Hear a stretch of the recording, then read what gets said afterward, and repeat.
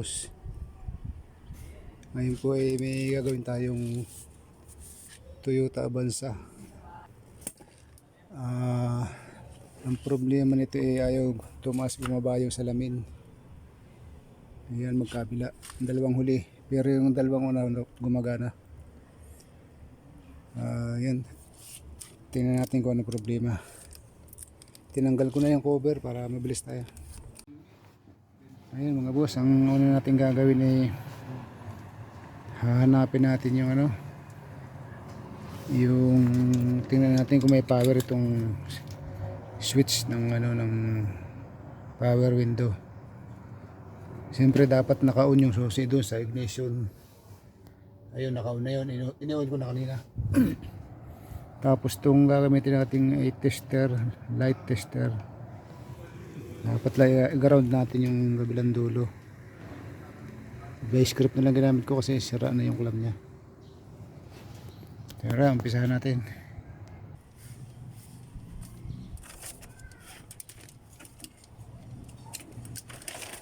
Itong plastic.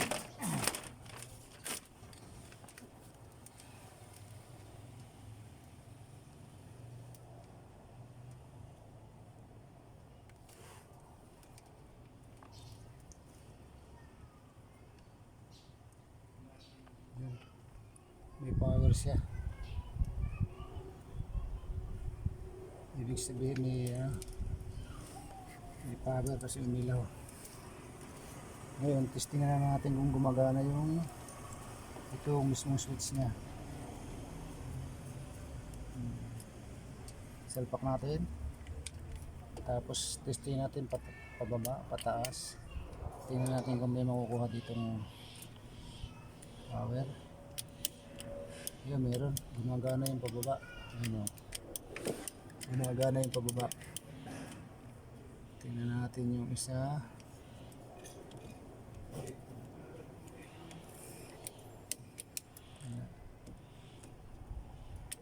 Yan, gumagana rin yung pataas. Oh. Pataas.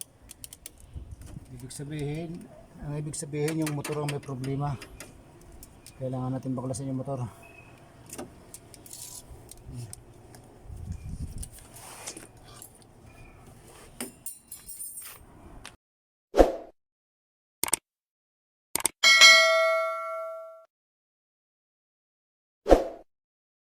Baklasin natin yung motor.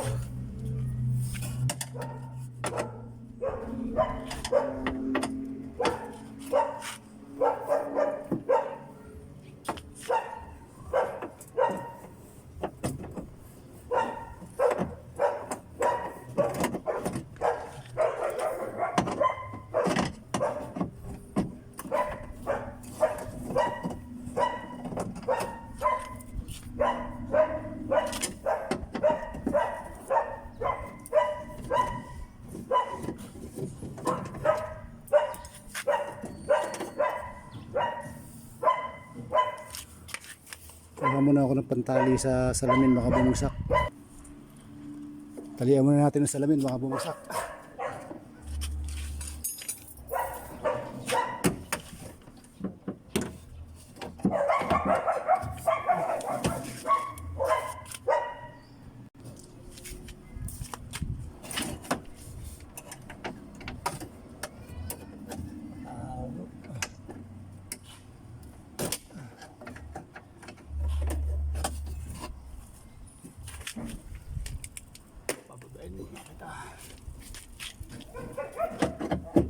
Pagtago ang tornilyo, pababain muna natin.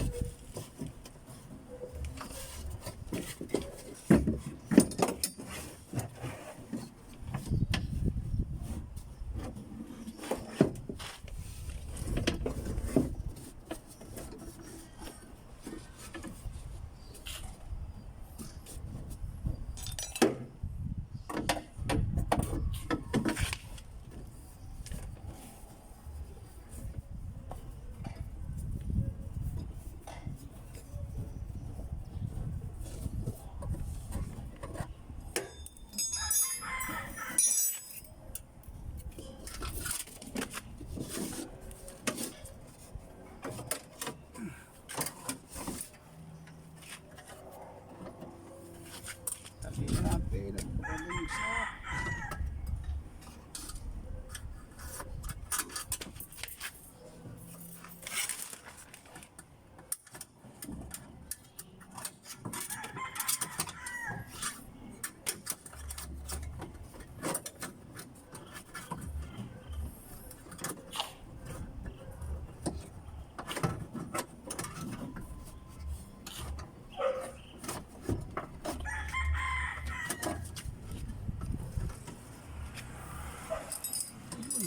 Hihilo talaga.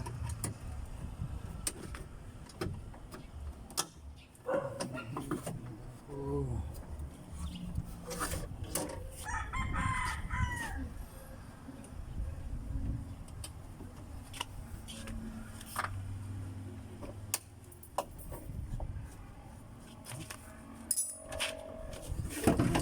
Lagas tong motor.